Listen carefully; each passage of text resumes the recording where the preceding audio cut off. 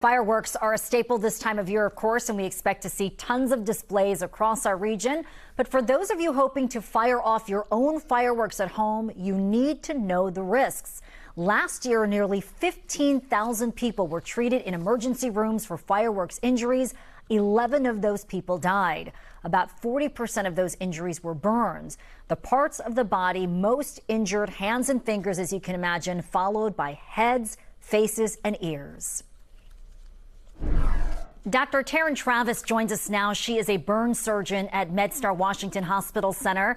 Thanks for being here. Dr. Travis, we know this will likely be a very busy weekend for you and your team. The burn center at MedStar is the only adult burn treatment center in the D.C. region, treating more than 1,200 patients a year. What are the most common injuries you'll see from patients during this season?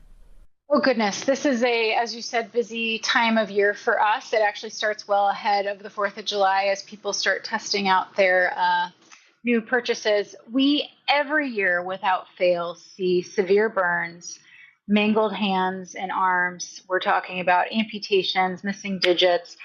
And the other things that people don't think about, vision impairments and hearing impairments. And so we have to remember, I think, out there while we're celebrating the 4th of July, that fireworks are explosives, and we need to have a healthy fear of that. Such an important reminder. If someone is injured by fireworks, what can they do before they get to the hospital to prevent further injury or damage at that point?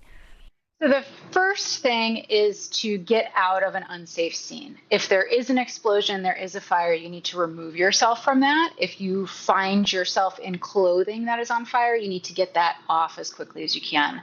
You want to cool the area with room temperature running water just to remove that heat source. And then people need to seek emergency care. Things sometimes don't seem that severe at first, and we're here to assure you that there is no burn that is too minor to seek care when we're talking about fireworks.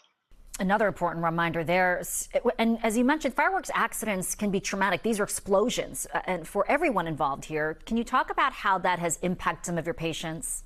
Sure. You know, these are life-altering, devastating injuries for people. These are people who, in a split second, had an accident that they never assumed would happen, who will universally tell you it just wasn't worth it, and have a very hard time getting back to school, work, hobbies, these sorts of things, especially if they have injuries that impact their vision, their hearing, or their ability to use their hands and arms, which are the most common areas that are injured with fireworks explosions. And so you advise not to try fireworks at home, leave it to the experts, right? Is that the bottom line? Absolutely. Any physician is going to tell you that their first advice is to watch a community show and leave it to the experts, because nobody means for these accidents to happen, but they do universally every year. And so if you can at all find it in yourself to just put the fireworks back down and go see a safe show, we would love for you to do that. That said, we know that some people won't make that choice, and there are ways to reduce your risk. And can you talk about those real quick? Sure. So it's very important to light fireworks in an open area away from, the way to remember it is people, pets, property, and plants. Dry brush can start a fire very quickly. So you want to be in an open area away from all those things. One person, an adult, should be in charge of lighting the fireworks. This person cannot be intoxicated. They cannot be distracted. They need to be doing so with a long lighter or long match so that they're not close to the fireworks. And they need to have immediate access to a bucket of water, fire extinguisher, or preferably both.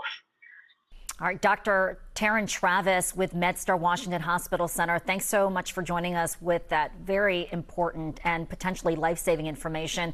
We certainly hope it's a quiet weekend for you and your team. Thanks so much for having me.